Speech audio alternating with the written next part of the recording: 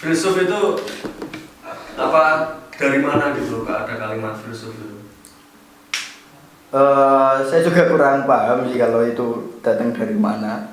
Tiba-tiba ada teman yang mengatai filsuf seperti itu. Saya juga nggak paham hadirnya dari mana. Kalau tentang belajar itu kan ya mungkin kalau belajar perfilsafatan pernah sedikit ya mengikuti forum-forum filsafat dan sebagainya. Gimana ya?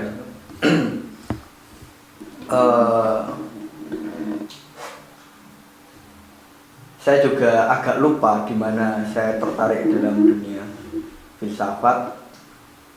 Kapannya saya juga agak lupa, tapi kemudian di lingkup YMM pun juga ada ruang untuk belajar filsafat. Iya. Nah dulu kan ada yang namanya di YMM juga ada yang namanya Baret Merah. Ya, Baret Merah. Apa sih Baret Merah itu? Baret Merah itu kan forum-forum untuk membahas dunia perfilsafatan itu dari awal masanya filsafat itu dilahirkan kemudian sampai saat ini. Berapa hari itu belajar kayak gitu? Maksudnya acara Baret Merah itu berapa hari? Itu 2 minggu. 2 minggu. Ya. Di Semarang? Enggak, waktu itu saya ditempatkan di Klaten. Kegiatannya ditempatkan di Klaten. Berarti 2 minggu itu cuma baca buku, diskusi. Utamanya adalah apa ya? Mungkin dinamika ya ataupun pergulatan bagaimana forum itu berjalan. Ya memang ada diskusi, ada baca buku. Baca buku kan itu untuk bahan ketika menyampaikan karena di sana juga ada presentasi materi, ada belajarnya lagi. Jadi ya harian memang seperti itu, pagi baca buku sampai siang, kemudian siang presentasi sampai pagi lagi. Itu nggak semua orang bisa. Ya memang nggak semua orang bisa, tapi kan lingkungan yang memaksakan itu harus seperti itu. Jadi setelah ikut itu otomatis ya bisa dibilang mengetahui ilmu basicnya tentang filsafat gitu ya. Kalau basic sebenarnya hal-hal dasar dari filsafat. Gini, kalau filsafat itu kan sebenarnya mengajarkan bagaimana cara berpikir, intinya kan itu. Tapi ada banyak hal yang bisa dikulik, itu tadi kembali banyak ada ketertarikan, ada dari filsafat itu menarik saya untuk mengulik-ngulik hal tersebut. Jadi ya itu dunia filsafat itu dunia yang penuh misteri lah. Benar nggak sih nek filsafat itu suatu cara mencari kebenaran? Saya sekilas pernah mendengarkan itu. Itu benar nggak kalau emang ada yang berbunyi seperti itu atau ada yang pernah mengatakan seperti itu, benar atau tidak? Kalau filsafat mencari kebenaran itu sebenarnya bukan sih ya, tapi yang dicari dari filsafat itu kan adalah kebijaksanaan. Nah, kebijaksanaan ini mengacunya kemanapun bisa ditafsirkan bisa diartikan secara bebas. Entah itu kebenaran, entah itu kebijaksanaan, wisdom. Berarti tidak ada patokan ya? Ya sebenarnya pun nggak ada patokannya. Jadi pernah saya ikut kayak pelatihan filsafat itu langsung otaknya tuh langsung wah besok lagi nggak bakal ikut lagi, bukan passion. Tapi ternyata banyak orang yang ikut kelas-kelas filsafat itu ternyata banyak juga ternyata. Mungkin memang beda-beda ya. Ya memang beda-beda karena ketertarikan orang kan memang beda-beda ya. Artinya ya saya karena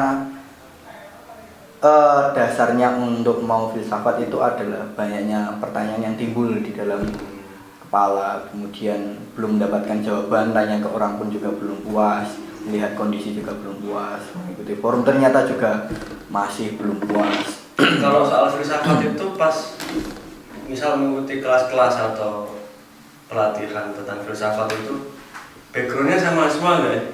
Atau ada yang dari misal dari agama yang berbeda atau bahkan misal Islam yang apa kan ada yang Muhammadiyah, ada yang apa harus sama satu background itu apa harus sama gitu. Atau semua bisa, sebenarnya semua bisa. Kalau dalam rentang waktu yang panjang ya, maksudnya tentang pengalaman hidup dan proses pembelajaran itu nggak harus dengan, bahkan seharusnya tidak harus dengan background yang sama.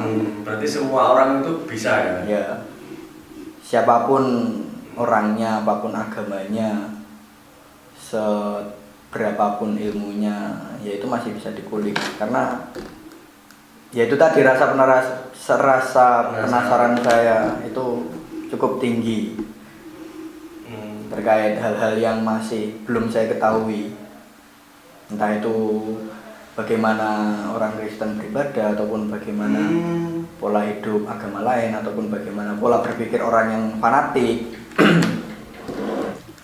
Kenapa mereka seperti itu? Nah, di filsafat kan adanya filsafat kan karena lahir pertanyaan kenapa itu. Dari pertanyaan itu timbul lagi pertanyaan.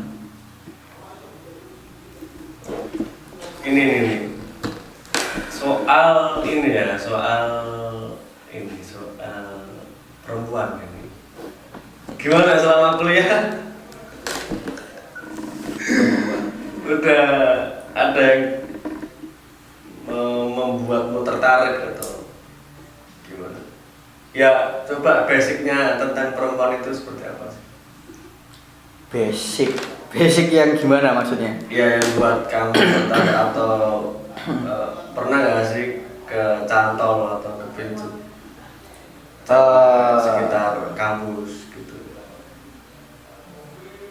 Sebagai orang yang normal sih, sebagai orang yang normal, kesukaan terhadap perempuan itu pasti banyak yang disukai lah. Karena dulu di sekolah pun juga isinya laki-laki semua. Iya. Karena di pesantren ya, malimin ya. Ya dulu di pesantren isinya juga laki-laki semua, dan saya memang walaupun di pesantren itu bisa kenal juga dengan perempuan dan sebagainya, saya tidak terlalu mengulik hal tersebut. Kemudian rasa penasaran itu kan lebih tinggi ketika saya berkuliah. Ya akhirnya udah ketemu. Pernah pacaran selama di kampus? Bukan selama di kampus, selama hidup pun belum pernah sekalipun pacaran. Belum pernah sekalipun pacaran berarti. Oh, berarti kalau nanti upload pacaran berarti pertama kali upload pacaran.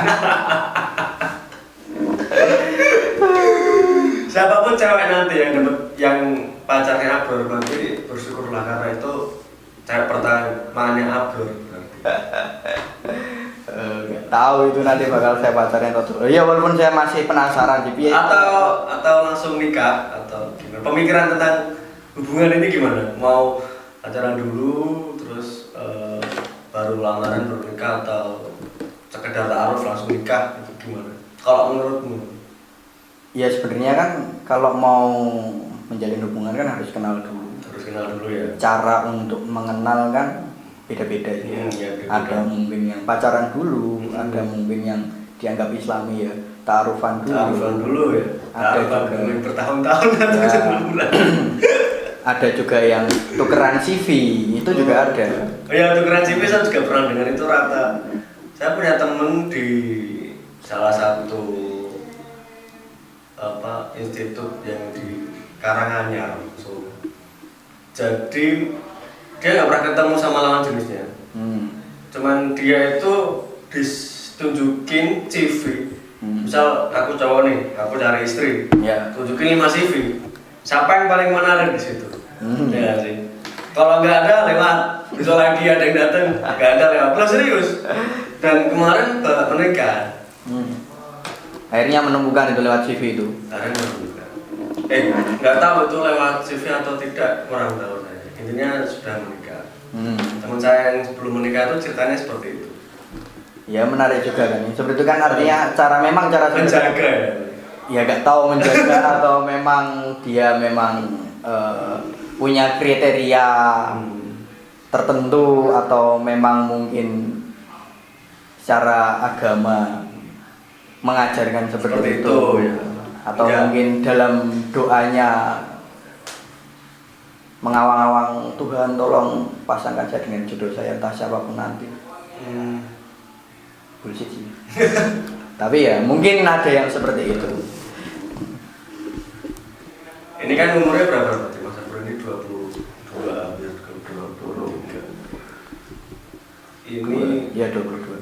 apa sih target kalau sebelum lulus itu harus dapat apa sih sebenarnya?